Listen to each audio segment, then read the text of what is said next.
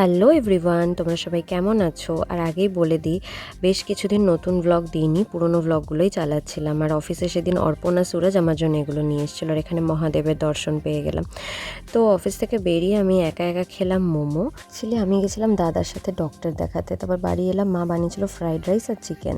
বলি আমার একটা ছোট অ্যাক্সিডেন্ট হয়েছিল, যার জন্যই এত কিছু।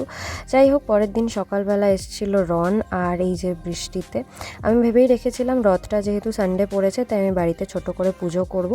তো যেমন ভাবা তেমন কাজ, আমি বৃষ্টি থামার পরে ফুল টুল নিয়ে এসে এখানে পুজোর জোগাড় করেছি সুন্দর মতো।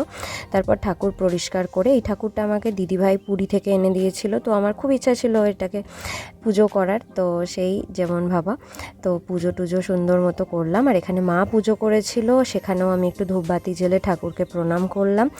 আর এই তো তারপরে বিকেলবেলা গুলগুলু বাড়ির সবাইকে নিয়ে রথটা আনলো, কেমন লাগলো জানিও।